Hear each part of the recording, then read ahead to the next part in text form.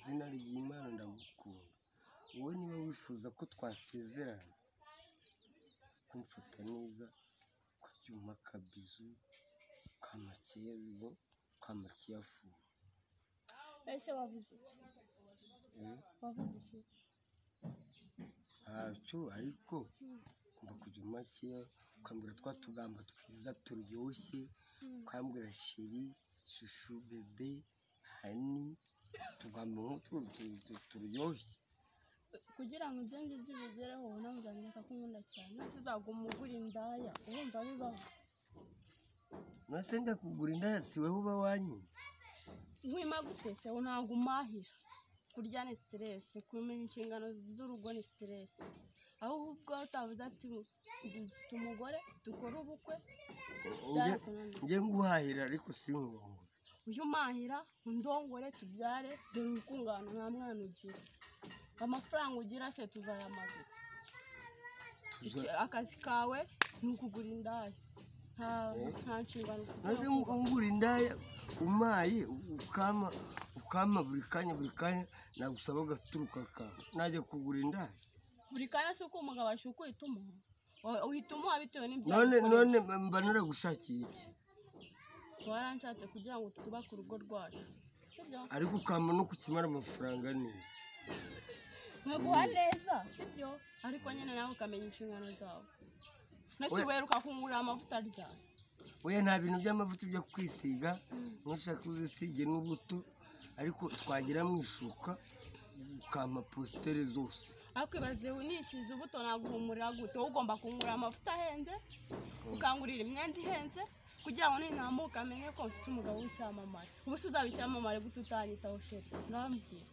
Ese ariko abakobwa mwigize iki ko? Njye ntabwo ndi umukobwa, ndi umugore wawe. Ariko ntabwo ndi umugore wawe neza, kuko ntabwo urankorera igihe ngo tubyereke ababyeyi. Nawe ushaka ko dusezera? Yego. Ubundi nkakubyarira, ubundi umwana wacu akaza ku cyamamare n'iki? Byo gusezerana rero, ikibazo cyane umuntu asezerana namwe mugatangira mukamusuzugura, ngo ningukoraho urajya kundega kuri ribu, ugatangira ukanyitegekeshwa ngo nuko twasezeraniye ku murenge, ngo ningukoraho urajya kundega. Nese ubona ntashaka kubaka, uramondagura sinkurega, ibyo ukoze byose sinkurega. Nari nagukozaho urukingero tankubita, iyo mubaje ko hatinze gutaha nkubita. Ugomba kumubwira ngiye ndi umugabo n'umugore, ugomba kumubwira ngo natinze gutaha cyangwa ngo naraye. Niba ngeze ahantu bakangurira icupa nkararayo nkaza mu gitondo, ni ngombwa ngo wirakazwe ngo haraye ngo haraye. Sheri twiyunze, ntabwo zongera, nawe tujye kubana neza nk'umugore n'umugabo. Nkubita akabizo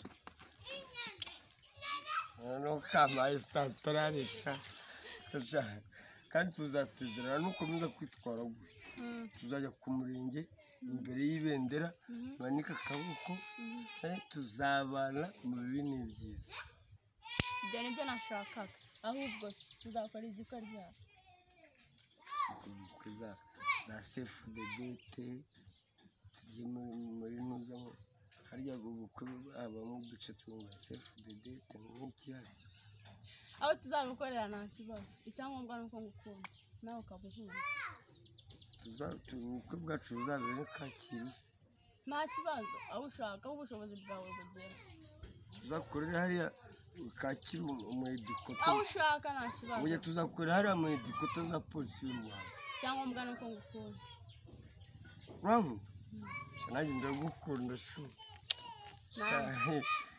Ariko se mwabantu mwe muri kureba Kadogo TV, uyu mwana nubwo atari inzobe cyane, uyu mwana si sawa. So abakunzi ba Kadogo TV, subscribe, comment and sharing. Cut.